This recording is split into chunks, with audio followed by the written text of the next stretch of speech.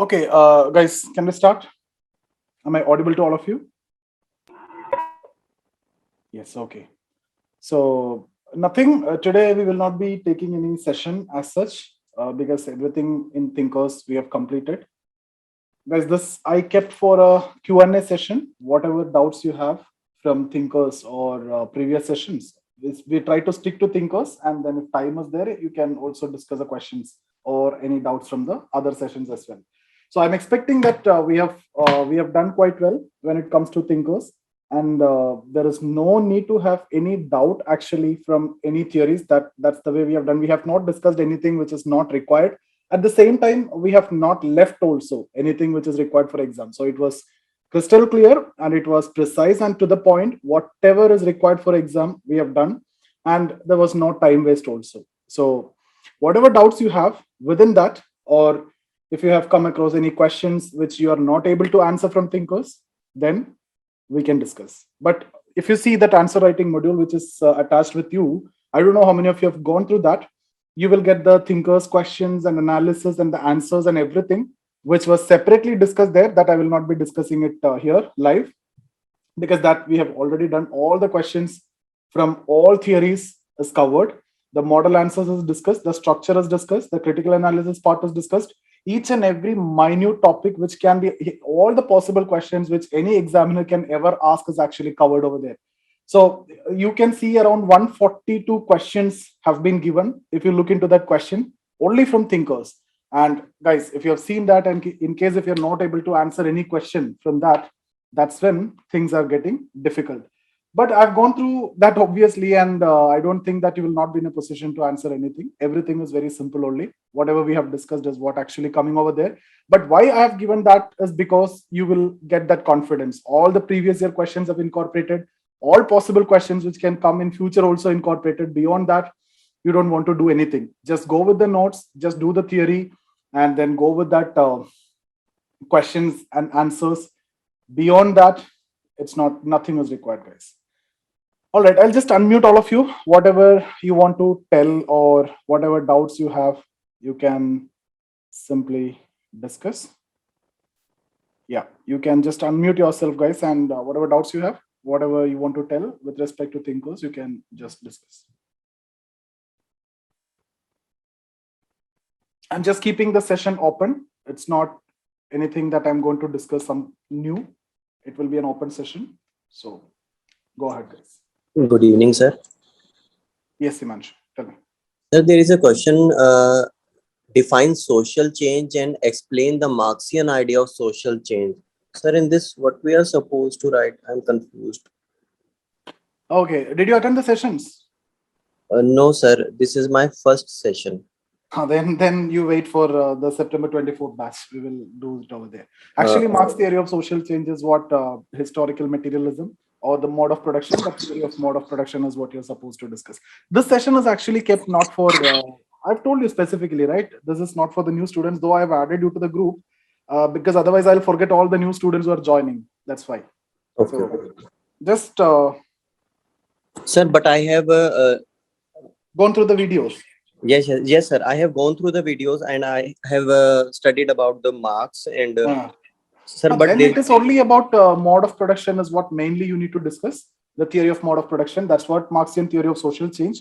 There you need to talk about his idea about society, economic infrastructure, superstructure, mode of production, changes, class struggle, alienation, everything need to be incorporated in his theory of social change. Okay, sir. Thank you. Religion is created not by a single individual. It comes into existence with the autonomous development of society. So it is an expression of self-creation because that situation come. It is not that how you created religion. You cannot create religion, right? So that it is an expression of some social fact. Okay, so the time is up. It comes into existence with the autonomous development of society. Individual is just part of it. So it's a social fact. It is external to individual because it can control the individual. So it is a social fact.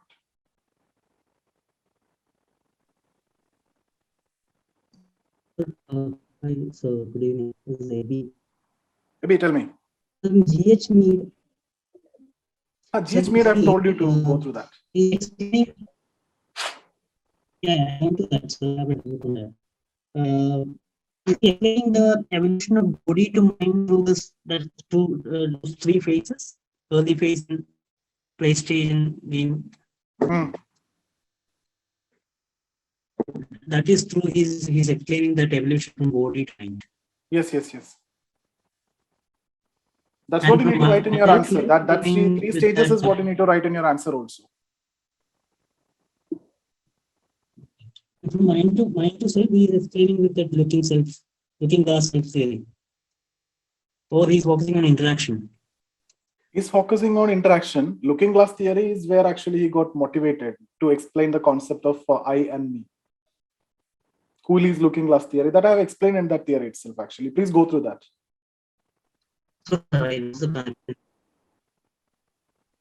Asmita, retreatist having an element of conformity. What is who's retreatist? Can you just tell me who's retreatist actually? Drug addicts, right? And the saints. These people are we mean by retreatist. Now, there when we talk about an element of conformity means actually he is not causing harm to society.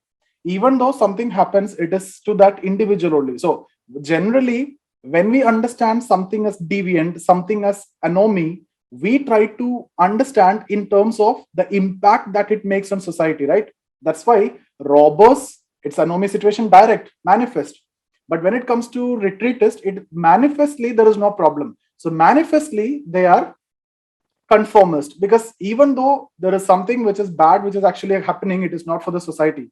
If somebody is consuming alcohol, it is bad to him. Who's drug addict, bad to him. But after consuming drugs and alcohol, he's doing some other action that lead to anomy. That's a manifest case. That's an entirely different case. Okay, so when it comes to simply drug addict saints, these are the examples which is given in case of retreatist. So that seems to be conformist because they are not making any harm to society as such. Guys, you can actually turn on the mic and speak. This is the opportunity that you generally, right? It will be better if you can speak actually, rather than messaging. Your connection is not good. Your connection is not good.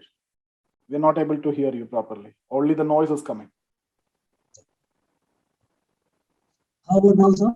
Can you hear me? No, it's not clear. Not clear. I think some issue.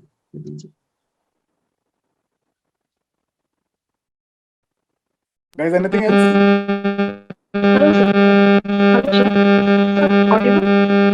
Audible, but some noise is coming. Any two parallel devices are connected or what? Near. Okay, now it is okay. Tell me.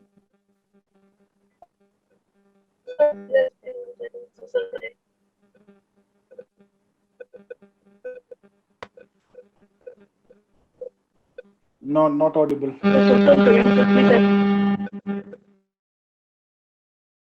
Not audible.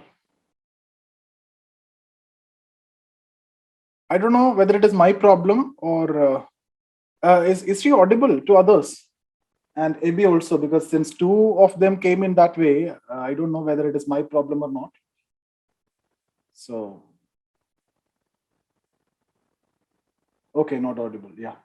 Guys, anything else you want to ask me from thinkers? Something which you come across and you have doubts, or something which you didn't understand? I can explain. Even the theories also I can explain, and that's what I want you also to learn. If you are something I can explain in any theory, I can even explain in 1 or 2 minutes also. That's the clarity that you need to have. Once you have that clarity, then it doesn't matter whether they're asking around about 100 words or 250 words. It doesn't matter, right? Social current. What is the problem with social current? We discussed that in the theory of suicide.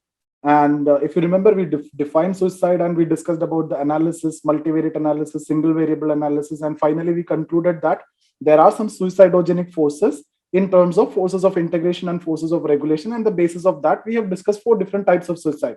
And then finally, what we discussed is these suicidogenic forces, that is nothing but the forces of integration and forces of regulation, are simply creating social currents. It do not exist just like some forces. It creates social currents, and it's like normal electricity, like when you go and touch you will die. So these social currents also will create a situation where you go and you get trapped in that, you will commit suicide. So these social currents are derived out of certain social variables. So if you see, different societies have different social variables, and that's why different societies have different social currents. So when there is different social currents, there will be different suicide rates. That's how he explained how suicide rates are different in two different countries or two different societies. You don't use the word term country, but society, or you know that, right? So this is a different social currents. So social currents are the reason. And again, within the same society, if you look into over a period of time, what will happen? The social variables change. Even in India also, if you see 1900 and 2000, the social variables are different. What are the social variables? It could be anything, right? The all social facts are in fact social variable. The religion, the way we treat religion now and in 1900 is different. Family, right? Joint family, nuclear family, and the changes. Marriage, these all are social variables. The commitment to family, the commitment to society, the conformity to norms and values, all these are part of social variables. So social currents are derived out of these social variables. When the time changes, social variables change, social currents will change, suicide rate also will change. That's how he explained within a society how rates of suicides are different over a period of time. So this is a point that you need to write as the arguments from Ritzer. Ritzer identified 2 points. So different collectivities, instead of society, you can use the word collectivity. Different collectivities have different social variables, have different social currents, will lead to different rate of suicide. Within a society, over a period of time, social variables will change because material advancements. Why social variables are changing? Why family is changing? It is because of the material advancements. Material density increase, moral density increase. You remember that we discussed in Marx also, we discussed that in division of labor of Durkheim as well. So because of material advancements, social variables will change, social currents will change, there will be rate of change in the rate of suicide in the same society as well. So that's about social current. Sir, can we say that social currents are the suicidogenic forces? Suicidogenic forces exist in terms of social currents that will create the social currents. Okay. Sir, there is another question. I'm confused in this. Today I have studied ideal types, in which it is given ideal types are the abstractions which are employed in order to understand the complexities of social life. Sir, ये समझ में नहीं आ रहा. See, when we talk about ideal types, where all, you tell me first, where all we used ideal types? You can see we used ideal types in theory of social action. We discussed ideal types when it comes to authority, different types of authority. We discussed ideal type when it comes to bureaucracy. Also, we discussed the ideal types of bureaucracy. That means the regular elements. We discussed about ideal types when it comes to Protestant ethic and spirit of capitalism. And for that matter, we also discussed ideal types of social action when it comes to Talcott Parsons as well, right? And we discussed 3 ideal types of social action. So ideal type means, in simple terms, these are regularities. These are regularly seen elements of anything. When we talk about social action, we have seen traditional action, affective action, vote rational action, Zweck rational action are the regularities for Weber. For Parson, it is 3 types. Right. Similarly, when we talk about family, there are certain elements which comes to our mind directly. These are abstractions. This is how we perceive family. This is what comes to our mind automatically when we think about family, like sexual gratification or emotional security or the economic security or taking care of child, taking care of aged. This is what actually comes to our mind. These are what you mean by regularities. These are abstractions. These are the ideal types. Individual elements are meaningless. When it is combined, then you can actually understand the social phenomena. That's why we can consider it as abstractions. Okay, sir. Thank you. I was expecting that you will be asking a lot of questions.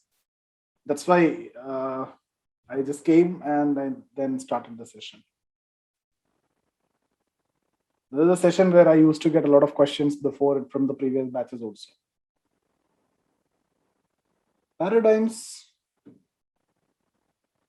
Which paradigm you're talking about? Are you talking about Merton's paradigm, functional paradigm? What is that? That's a simple procedure to make a theory or a study. That's the 9 steps is there. Like what he's saying was, when you're conducting a study, these are the elements that you need. These are the steps that you need to follow so that you can ensure objectivity. You can properly study that particular phenomena. So that's what actually you mean by functional paradigm. And in fact, you can also use the same 9 steps when you're writing your answer so that it will become a sociological answer. So what he's doing is how to study something sociologically. This is what actually explained in functional paradigm. So first thing that you need to do is select an item which is having a standardized pattern. That means you should not go for abstract generalization like what Parson did, right? So the problem with abstract generalization is there is no scope of testability. We have seen and we have experienced that problem when it comes to Parson. Similarly, don't go for too elementary. When you go for too elementary, the problem is you cannot generalize it. And a sociologist, when you're conducting a study, you have to generalize. You have to make theory. So don't go for extreme abstract generalization. Don't go for too elementary phenomena. Take a middle range item. So that is what we have discussed as middle range theories in Merton itself. So he introduced the concept of middle range theory, right? And then you have to specify the context, because context is very important, in which context you're studying. Then you have to go for post factum analysis. What is that? We discussed that. Then manifest function you need to identify. That means the subjective predispositions of the actors who are in the action. And then the objective consequences, that's a societal function, that's the latent function. So identify the manifest and latent function. Then identify the manifest and latent dysfunction. Then provide the alternative. Then go with the net balance. When you're calculating the net balance, what you need to do is you can attach certain weights for the positives and the negatives, so the functions and the dysfunctions, and you can make a conclusion. So that is how you need to conduct a sociological investigation. That means you don't have any problem with the thinkers, right? So I'm taking it in that way, and I'm also expecting the same only. We had spent a lot of time. All the sessions we did the recap and everything. I normally don't do that in the previous batches, so we had spent some more time with this batch. That's why we took a long time. So anything else?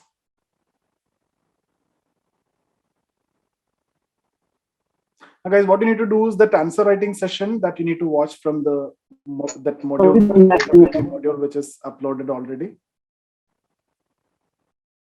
Okay guys, then we will wind up the session. We will meet tomorrow and we will start with family. Okay, we'll start with family tomorrow. So we are done with thinkers. So, Hi, B, tell me. so just one thing. So could you give some examples of criticisms where one theory can be interchangeably used as a criticism for other theory? No, I'm not getting you. Like Weber and Parson. Parson can interchangeably use criticism, right? Parson? Just message what? Parson and Weber? So Weber and Parson. Just message. Can you hear me now? Just message in the group. I'll answer there. Okay, I'm not able to hear you. Okay, we'll stop here, guys.